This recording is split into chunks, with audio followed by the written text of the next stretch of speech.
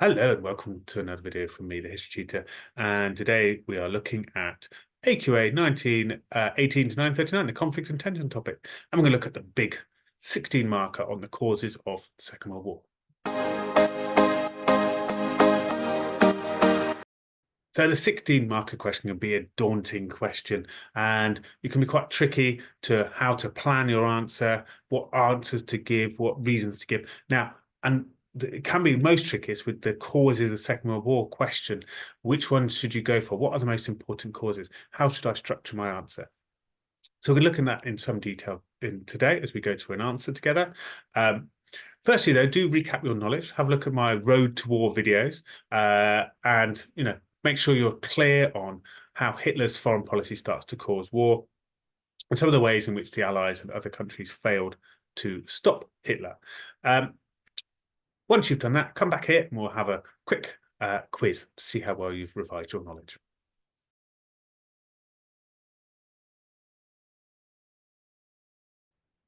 So here is my quick quiz. It's in the nature of a word search. Can you find 9 words associated with the cause of the Second World War? So have a pause, see if you can find some names of people, events, keywords in there associated with the causes of the Second World War. How did you get on? Did you find lots of ideas? All right, so here we are. Here are the events. I've got Manchuria, I've got Hitler, Anschluss, Mussolini, Rhineland, rearmament, Abyssinia, appeasement, Versailles. Did you manage to find them all? Oh, good luck. Well done if you did.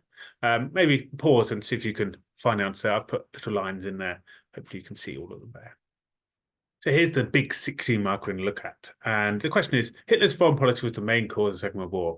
How far do you agree with this viewpoint? And it'd be 16 marks for this one. So what does that mean in terms of our success criteria for the answer? Have a think. What are the important words in that question? How many paragraphs do we need to write? What structure do we need for this essay to be successful? Pause and have a think. Here's my ideas then. So 16 marks requires 3 different reasons to be explained with 3 different points in P or paragraphs. This is not, yes, it was Hitler's foreign policy. No, it wasn't Hitler's foreign policy. That is not what this question is asking. It's asking you to explain Hitler's foreign policy and how much that caused war as 1 paragraph, and explain 2 other causes. Appeasement, maybe Treaty of Versailles, maybe the Nazi-Soviet Pact. No, there's lots of things you could talk about as whole reasons to argue. Make sure you have good factual examples in each paragraph, so at least a sentence in your evidence section with a few facts to describe the actual point you're making. So choose events you know things about. Don't choose an event you don't know anything about. Argue something you do know. Explain how that event, those examples you've given, caused war, in terms of how they did cause war, and maybe a little bit about how they didn't cause war, so you can start to be balanced and evaluative in your answer. Explain widely, have a link section. Again, consider people's viewpoints, consider time periods, like is it short-term impact, long-term impact? Again, you can start to evaluate in this section as well. So, as I was saying, evaluate maybe in your wider links with strengths and weaknesses. So this is not a very important cause because, and then you can develop that ideas more, or this is a crucial cause because, and develop it a little bit more. So finally, you need a conclusion at the end of your answer. So how much do you agree that Hitler's foreign policy caused the war? Okay, to a great extent, to a part extent, and you need to back that up with a sort of comparison with the other causes. So let's think about some arguments then. So here are like our 3 paragraphs, as it were. So we've got argument 1, ways Hitler's foreign policy caused the war. What would you have as argument 2 and 3? What would be your decision? Have a think. What would you choose? Here's what I've gone for. So argument 2, got the failure of appeasement. Argument 3, I've gone for the failure of the Treaty of Versailles to keep peace, or generally how that sort of, cause Hitler's foreign policy. We can sort of compare the 2 to some extent. Was it the chicken or the egg that caused these things?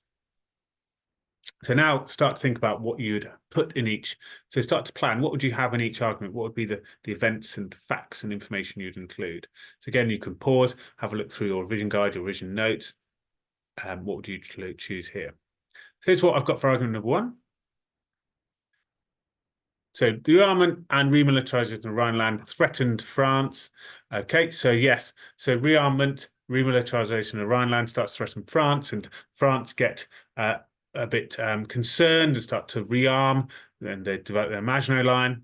Obviously, the Anschluss and the taking of Czechoslovakia threatened Russia, so Russia start to get concerned, and obviously then they sign a Nazi-Soviet pact because they're concerned about war and they're not ready for war. So that Russian action sort of gives a green light to the Germans invading Poland and causing war with the ultimatum of the Allies. What about the failure of appeasement? What would you have in that one? So I've got the Anglo-German Naval Agreement. Go back early if you like. So Anglo-German Naval Agreement is a really good early example of appeasement, and it starts to break the Treaty of Versailles and gives permission to Germany to rearm. If they'd all stood together with the Stresa Pact and they'd all stood together as League of Nations and as countries, they could have stopped Germany rearming. Germany was weak at this stage. The Dollfuss affair and how Germany was not confident in 1934, and even the invasion of the Rhineland, where Germany had orders to retreat if there was any problems, suggests Germany was not very organized and was weak at this time. The giving of Sudetenland gave Hitler more confidence. So he was confident countries were going to give in. They didn't want war. They were going to negotiate. And so he could do what he liked. And appeasement obviously upset Russia and led to the Nazi-Soviet pact, which we talked about already. So what about the failure of the Treaty of Versailles? You've got some ideas for that one? Okay, here's what I've gone for. So obviously the harsh terms and financial problems led to the rise of Hitler. So again, students who often do the Nazi Germany topic alongside this one will know a little bit about that, but be careful you don't spend your time talking about domestic Hitler. You've got to talk about foreign policy, international relations here. So don't get bogged down with Germany knowledge too much.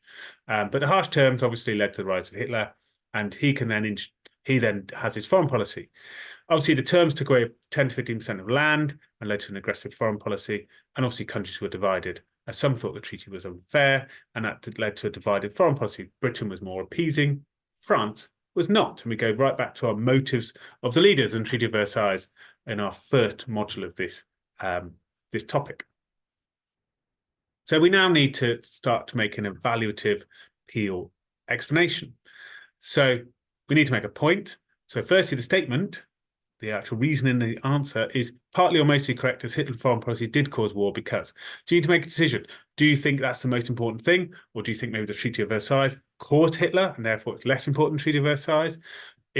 Would appeasement have destroyed Hitler and he would have been nothing if it wasn't for the Allies being split and appeasement being maybe in hindsight the wrong policy? If they'd been more aggressive, maybe Hitler would have been stopped. So you've got to make a decision. Okay, then you've got to back it up with some evidence. Then we've got to explain how this led to war. And if we've gone, obviously, that we think it's mostly, we've got to explain that twice. If we think it's partly, we need to give a weakness of it. Hopefully that will make sense. If not, take a pause and just have a reflect over what I've written there before we move on. But we're going to work through an answer together now. So you can work with me here using your revision guide and or notes and sort of pause and write out your answer. Or you can just listen to me talk through how to do it. But obviously, what do you think, first of all? What is the major reason why Hitler's foreign policy caused war? Are you going to go partly or mostly? What are you going to do? Give your ideas now. All right, so here's my answer. So firstly, the statement is mostly correct, as Hitler's foreign policy did cause war because it had countries preparing for war and giving Hitler an ultimatum for war. So eventually we get the ultimatum for war, and countries get tired of Hitler's aggression. So what examples best support that? Have a think now. What would you put? Here's my idea. For example, Hitler's open rearmament policy with events like the Freedom to Rearm rally and his rearmament of the Rhineland began to threaten countries like France. Okay, so France feels threatened by rearmament, taking of the Rhineland.